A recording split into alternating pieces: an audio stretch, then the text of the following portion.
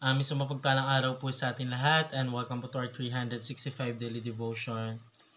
At ngayong araw po, ang pag-uusapan po natin is patungkol po sa sabay-sabay ba ang pagsubok sa buhay mo.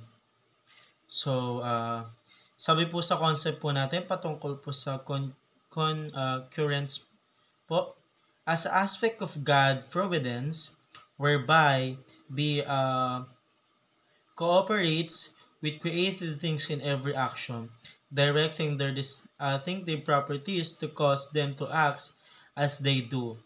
It teaches that God's providence and human responsibility work together without contradiction. So yun po yung sabi po sa concept po natin po, no? And now naman po tayo po ay dumako po sa ating Bible reading po. Ito po yung matatagpuan sa Genesis chapter 50 verse 20. Ito po ang sabi po sa English, "You intended to harm me, but God intended it for good to accomplish what is now being done in saving of many lives." Ito naman po sabi po sa Tagalog, "Sasama nga ang iyong ginhawa sa akin, subalit ipinahintulot iyon ng Diyos para sa kabutihan, at dahil dooy niligtas ang marami ngayon." So, yun po yung ating Bible reading po para sa araw na to. And now, tayo naman po dumako po sa ating teaching. Una, God is actively involved in our daily lives. So, napakagandang katuruan po ngayon para sa araw na po, no? Kasi kung tutusin po, ang ating Panginoon Diyos daw po is palaging involved po sa daily lives po na ginagawa po natin. Hindi po pwedeng pag tayo po ay namumuhay po dito sa mundo ibabaw po is wala pong kinalaman yung ating Panginoon Diyos. Bagkus palagi pong may kinalaman ng ating Panginoon Diyos po kapag tayo po ay namumuhay sa araw-araw.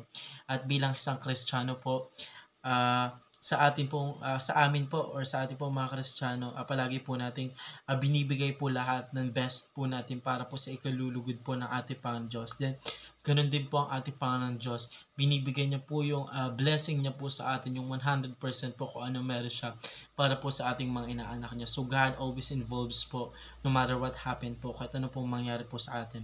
Palaging active po ang ating Panginoon Diyos pagdating po sa ating mga anak niya.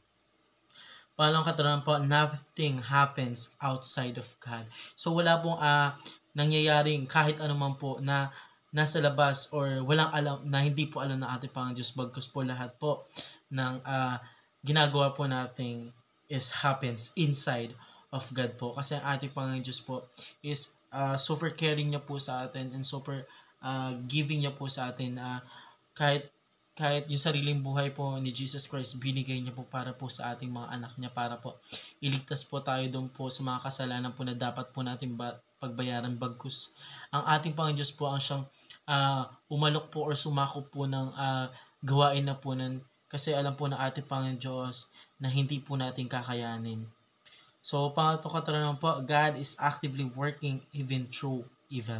So, ang ating Panginoon Diyos po is parang palagi daw po nagwo-working po patungo sa ating po gayon din po sa mga kasamaan po, kasi ang ating Panginoon Diyos po is on the best kalaban niya po niya, number one po is yung evil po, evil doings po. So, ang palagi pong sinusubaybayan po ng ating Panginoon Diyos tayo pong mga anak niya, kung ano po ang ginagawa po natin sa araw-araw, kung yun ba ay naayon po sa Kanya or hindi po naayon sa Kanya. Then doon po is mag-work po ang ating Panginoon Diyos para puksain po yung devil na po yun, kung sino man po yung kumakalaban po sa atin at sa anak po ng Panginoong Diyos.